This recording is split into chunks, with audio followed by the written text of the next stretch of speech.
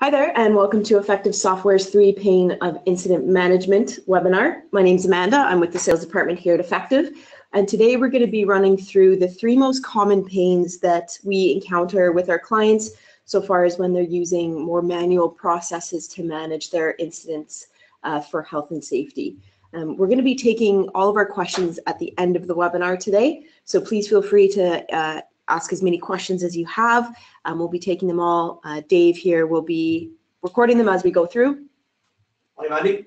And then we'll be picking up at the very end. So with that, we'll just get underway.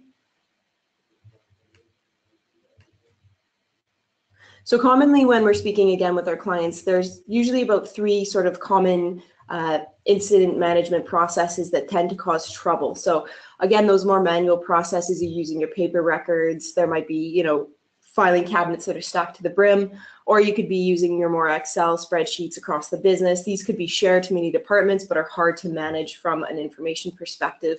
And then when it comes to your action tracking, that you're using the likes of emails and phone calls to keep on top of everything, which can be hard to manage long term and obviously ensure that you are getting the closure that you're looking for. So basically what we're looking to eradicate in this aspect are a number of key areas. So the first would be obviously helping to improve the engagement with the whole reporting process. So right now the common pains that we'd be seeing would be you're lacking those leading indicators. So you're not getting the sort of near misses, hazards, and observations early on that are going to help you forecast those trends. The current processes or tools could be more difficult and time consuming. So obviously your employees are not really going to be that interested in actually taking part with them. And as a result, then you have less information to identify the risks across the business. And obviously those actions will be more difficult to close out later on. As a knock-on result, the reporting aspect for yourselves can be quite difficult, and your executive team might be unaware to the risks that are going across the business. Now, when we take a look at this from a larger perspective, we tend to sort of look at the iceberg effect. So generally, most people are quite good at tracking their, the more kind of minus to serious injuries, but what we really want to be tracking are everything underneath.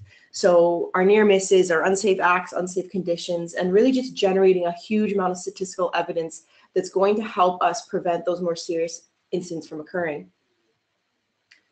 So there's a couple ways that we can help. So just even from a general desktop reporting perspective, inputting the information quickly and classifying with some free standards that you've defined are important to your business, whether it be on a desktop or on a mobile application, is going to be crucial. So you're enabling those employees to feed that information into yourself in real time, enabling notifications to make sure that the right people are made aware of these hazards, observations, and then as well capturing more enriched data. So the likes of your images, your GPS, and again, those classifications that will help the reporting on the back end. What will result is a live stream of these events taking across your business. So if you're someone who's managing multiple sites or multiple departments, this could be a great tool for yourself insofar as that you can oversee what's going on across the business, regardless of whether you're directly involved with actioning these items out or not. Now, the results should be obviously enriched data and reporting. So being able then to quickly identify where the pain points that are across the business. Is there maybe PPE that needs to be put in place, training that needs to be placed? Or is there just specific areas of the business that tend to be better at reporting these observations and maybe areas where you need to, work with them to get that engagement going? Now, the quality of information is another area where we tend to encounter a lot of pain points. So really when it comes down to your incident reporting, that the people that are making these reports might not really be aware of the typical kind of procedures to reporting this. And as a result, you might be severely delayed in even getting this information to start out with. So as that time progresses longer and longer, the information and the quality of it tends to decay. The language that's being used across the business could maybe not be so consistent. So what someone might define as a near miss or a minor injury could actually be something more serious. And it just comes maybe from a lack of sort of awareness to the health and safety, but also just the consistency. And then again, your trends and analysis, difficult to extract a report. So you're spending, hours on these Excel spreadsheets trying to marry up this inconsistent data and extract the information that you need to obviously empower your team. So how we think that we can help address this in a couple of key ways. would be that obviously there's a flow of information and a flow of responsibility. So an incident occurs on site. Obviously, they're going to report this whether through the mobile app or again through the desktop, receive those instant email notifications, and those can be filtered out to multiple areas of the business. So this could be, you know, for a more serious event, even going up to director level, or it could just simply be someone in the line manager's perspective if it is in fact just say a near miss. But the key here is that instant notification. So you're going to be aware that this has happened and that you can put in the right plans of action to address going forward.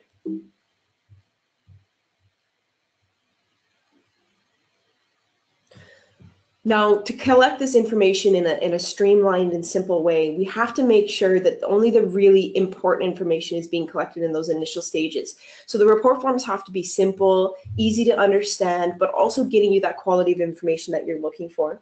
So what you're seeing right here is just a general example of a typical sort of incident report form within the system. Obviously, this functionality is available on a basic level within the mobile app as well. So depending on which way you prefer your employees to be engaging with the system, it's accommodating both aspects. So the employee is going to be able to input the critical information, so date, time, who's involved, even layering in additional elements such as equipment or environmental perspectives. It really depends on what is the preference for yourself. Now, again, using those standards of classifications, you're going to enable your reporting on the back end to help you analyze these trends. So how many of my minor injuries were related to slips, trips, and falls? Maybe across the business, maybe a specific site, maybe even a department-wide.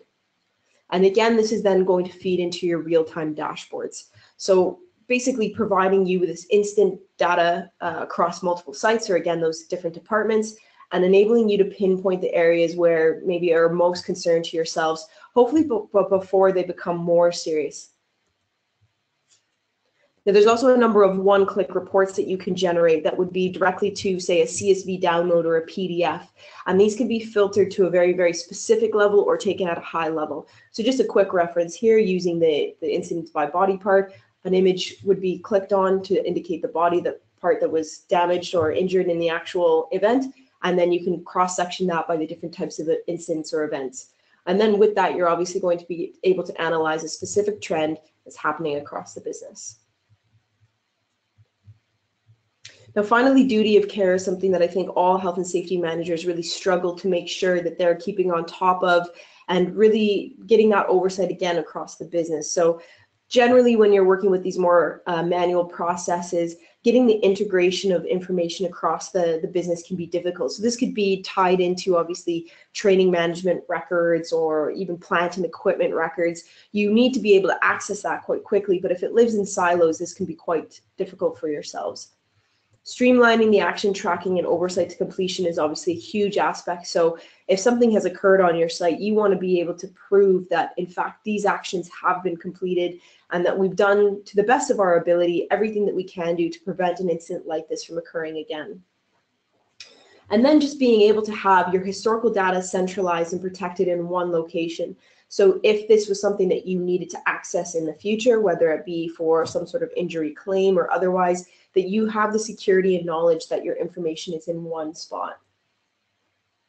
So as mentioned there with the training management records, this is one facility that we've seen a huge benefit for the likes of integrating information and layering in these bits and pieces that typically could take a lot longer.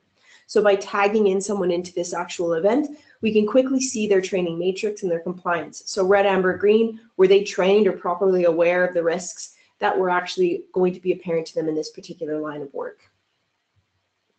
With the action tracker, we can simply just assign this to someone within the business, assign it a due date, and again, using those classifications that are customizable to our business, identify basically what are the most common actions that we have going across the business. Now, if in fact this due date is lapsed or it's not completed on the timeline given, additional notifications will scale out across the business. So really feeding that awareness and oversight that you will have, ensuring that everything that you've made and set out as a goal for yourselves are actually completed. And then finally, a consistent information and report. So obviously, all of your information is going to be date and time stamped against the users that have integrated with this actual incident or investigation. You'll be able to see who actually did what throughout the entire course of the incident. Every sort of interaction will be logged and stamped automatically into your report form. So really proving that duty of care for yourselves. All of your actions will automatically be logged against that as well.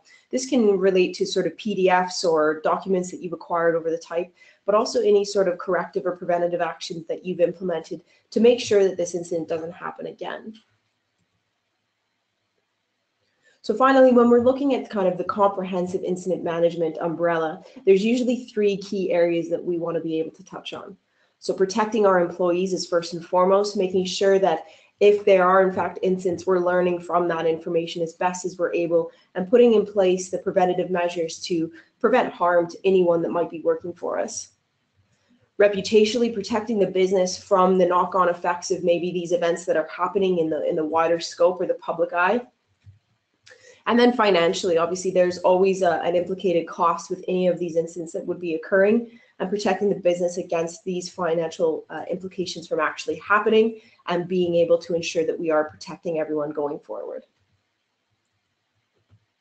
So that's a quick overview to the incident management portion and the 3 panes and how we think we might be able to help. David, I think you had a couple questions. Yeah, thanks very much, Manny. Yeah, we've got a good few questions, so I'm going to take a few of them now. Please feel free to send them over just in the questions tab on the right-hand side of your screen. So the first question I have is it's not necessarily about the functionality, it's more about the kind of the onboarding process. Is how do I get my templates into the actual system?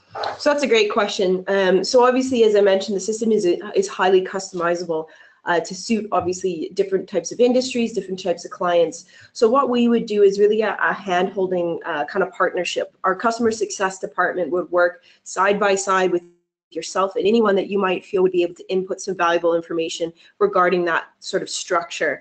And what they would do is they would essentially work with you to create those templates within the system, matching your processes and making sure that the same level of data that you're capturing in your current report form is then mirrored in the effective system.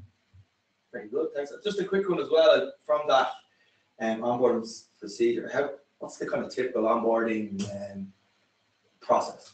How long does that take? So I guess the typical process for most of the clients that we'd work with would be between probably 6 to 8 weeks on average, depending obviously on how much time you have to spend with us.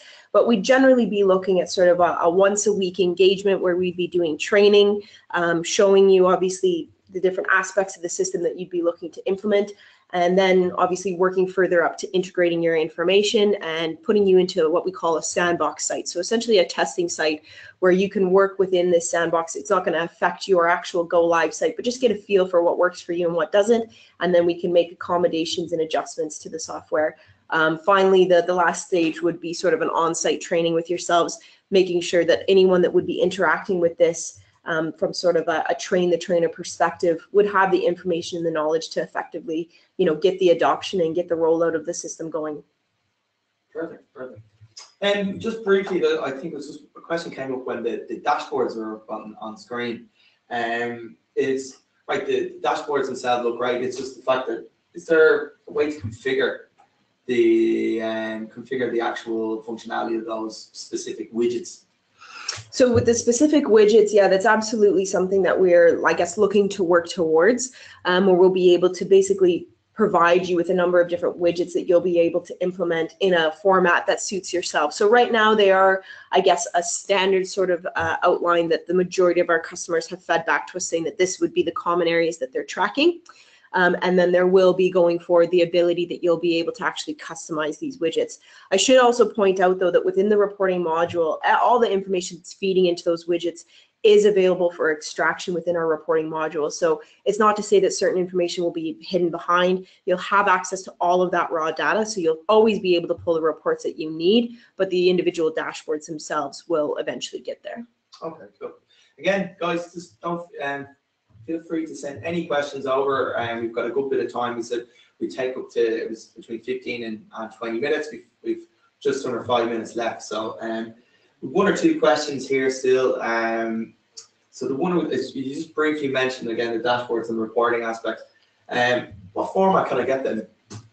So right now they're just available sort of as a live data on the actual system. Those reporting elements within the actual module itself, those are available in PDF and CSV exports. So that would be within the reporting module. The dashboards themselves are just a visual representation right now. I think eventually we may be working towards some sort of PDF download for those as well. From just one question here around the integration of information from other systems. How will we be able to work with that? So generally, I guess the answer for any sort of integration, as a company, we aim to be very open for any sort of linkages with other softwares. In the world of IT, just about anything is possible, so long as you know what you're actually working with. So for ourselves, we'd be happy to work with, other HR systems, maintaining your employee lists, leavers, movers, starters. And if it is in fact importing information from another system into ours, this is usually most simply done through a CSV import. So you get a big Excel spreadsheet of maybe historical data, maybe training management documents, whatever, and then we would be able to suck that into the system. But as far as any sort of integrations, we're always open to exploring these, just so long as we understand sort of the what and how of how that information has to go across. Perfect, perfect. And another question is, what other modules can I work with the incident module? Good question. So as I called out there, the training management module is one area that it will definitely integrate with. The other one that we've seen very successfully as well would be the plant and asset module. So if you tag a piece of equipment that's been involved in an incident, that incident will obviously be associated with that piece of equipment's profile. So just like with your employee's profile, you'll be able to get a historical record of any sort of incidents that your employee has been involved in. Maybe there's a trend or a pattern there. The same would be said for your actual equipment. Like, this seems to be, that's kind of the end question. One last question here is, what typical type of companies are using the incident management system? That's a great question. So for ourselves, I guess we would say that the majority of our clients would be what we would term sort of, I guess, medium risk. Now this filters across a tremendous amount of industries for ourselves, but generally kind of at a broad stroke, it would be people that are making, moving, delivering things to their clients. So this would, a lot of manufacturers would be working with ourselves, but this would be, again, a very broad stroke across, pharma manufacturing, food and beverage manufacturing, even the more traditional, maybe business supplies manufacturing. As well, then a lot of the incident capture would be in the likes of the housing industry and more into the facilities realm there as well. So there is a broad scope of different clients that are working with ourselves. And really what we just aim to work with is any client that is really looking to drive that engagement, transform their health and safety management, and really provide a simple tool that their employees can provide that information with.